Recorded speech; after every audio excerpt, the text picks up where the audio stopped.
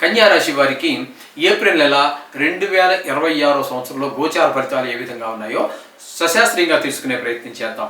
ఈ కన్యా రాశి వారికి 6వ స్థానంలో రాహు యొక్క సంచారం, రాహు, బుధుడు, కుజుడు 2 రోజులు, బుధుడు 9 రోజులు ఈ సంచారం జరుగుతోందండి. ఈ 6వ స్థానంలో రాహు చాలా చక్కటి ఫలితాలు ఇస్తాడు. అలాగే బుధుడు 9 రోజులు ఆయన కూడా మంచి ఫలితాలన్నీ ఇస్తూ ఉన్నాడు. అలాగే కుజుడు 2 రోజులు ఉన్నాడు, 2 రోజులు కూడా మంచి ఫలితాలు ఇస్తున్నాడు. అయితే ఈ స్థానాన్ని బట్టి మనం చెప్పుకోవాలి అన్నట్టయితే అంటే ఆరోగ్యం బాగుంటుంది, చాలా బాగుంటుంది. రుణం మీరు ఎవరికైనా ఇవ్వాల్సి ఉంటే, రుణపడి ఉంటే అప్పు తీర్చేయగలుగుతారు. లేదా మీరు రుణం కోసం ప్రయత్నం చేస్తున్నారు, తప్పకుండా మీకు రుణం పుడుతుంది. ఆ రుణం తీసుకున్నటువంటి డబ్బు కూడా మీకు ప్రయోజనకారిగా ఉంటుంది. మీరు ఏ ఉద్దేశంతో అయితే రుణాన్ని తీసుకున్నారో ఆ పని నెరవేరుతుంది. ఈ 6వ స్థానంలో ఉన్నటువంటి రాహు, కుజ, బుధ 3 గ్రహాలు కూడా అనుకూలమే. ఇకపోతే ఇందులో బుధుడు ఇక్కడ 9 రోజుల పాటు ఉండి తదుపరి అంతా మళ్ళీ 7వ స్థానంలోకి వెళుతూ ఉన్నాడు బుధుడు. అక్కడ మిగతా నెలంతా అక్కడ ఉంటున్నాడు. అక్కడ కూడా ఆయన అనుకూలమైన ఫలితమే. అంటే బుధుడు పూర్తిగా అనుకూలుడే. భార్యాభర్తల మధ్యన ఒక మంచి సుహృద్ వాతావరణం ఉంటుంది. అలాగే జాయింట్ వ్యాపారం చేసేటటువంటి వారి మధ్య, భాగస్వామ్యంలో వ్యాపారం చేసే వారి మధ్యన కూడా అనుకూలమైన ఫలితాన్ని ఈ బుధుడు నిలబెడుతూ ఉంటాడు. ఇక్కడ కుజుడు 2 రోజులు ఇక్కడ మీకు అనుకూలంగా ఉన్నాడు కదా, ఆయన కూడా మళ్ళీ మీకు 7వ స్థానంలోకి వెళ్తున్నాడు. అక్కడ 2 రోజులు తీసేస్తే మిగతా 29 రోజుల పాటు అక్కడే ఉంటారు. ఆయన మాత్రం భార్యాభర్తల మధ్యన కొంచెం కీచులాటలు, అలాగే భాగస్వామ్యాల మధ్యన కొంచెం అభిప్రాయ భేదాలు ఉంటాయి. అలాగే రవి కూడా 14వ తారీఖు వరకు అక్కడే ఉంటున్నారు. ఆయన 7వ స్థానంలో రవి కూడా అనుకూలమైన ఫలితములు ఇవ్వజాలడు. ఆయన కూడా భార్యాభర్తల మధ్యన, భాగస్వామ్యుల వ్యాపారాల మధ్యన భిన్నాభిప్రాయాలు. ఇంకా శని భగవానుడు కూడా 7వ స్థానంలోనే ఉన్నారు.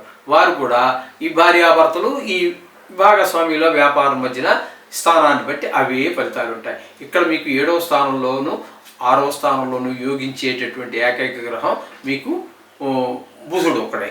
కాబట్టి మీకు బుధుడు పూర్తి అనుకూలుడు. కాబట్టి 6వ స్థానంలో ఉన్నటువంటి రాహు పూర్తి అనుకూలుడు, కుజుడు 2 రోజులు అనుకూలం అనుకోండి. ఇకపోతే ఈ రకమైనటువంటి పరిస్థితి ఉన్నది. ఇక శుక్రుడిని తీసుకున్నట్టయితే మనకి 8, 9 స్థానాల్లో సంచారం చేస్తూ ఉన్నారు. ఈ 2 స్థానాల్లోనూ కూడా ఆయన మీకు అత్యంత శుభప్రదమైనటువంటి ఫలితాలు ఇస్తూ ఉంటాడు. అన్నిటికీ మీకు 8వ స్థానంలో ఉన్నప్పుడు ఆయన మంచి సుఖాలు ఇస్తాడు. అలాగే మంచి ధనాన్ని ప్రసాదిస్తాడు. అప్పటి వరకు శత్రువులుగా ఉన్నటువంటి వాళ్ళు కూడా మిత్రులుగా మారే అవకాశం ఉంటుంది. తదుపరి 20వ తారీఖు నుంచి మీకు 9వ స్థానంలో ప్రవేశిస్తున్నారు. 9వ స్థానంలో ప్రవేశించాక అక్కడ కూడా ఆయన చాలా చక్కటి ఫలితాలన్నీ ఇస్తారు. అలాగే గుళ్ళు గోపురాలు తిరగటం అవకాశం ఉంటుంది. అలాగే దేవుడి దగ్గర మన బాధల్ని చెప్పుకునే అవకాశం ఉంటుంది. అంతా కూడా దేవుడి అనుగ్రహంతో అంతా బాగా జరుగుతుంది. అంటే ఇక్కడ మీకు బుధుడు, శుక్రుడు కూడా అనుకూలంగా ఉన్నారు. ఈ విధమైన ఫలితాలు ఉన్నాయి.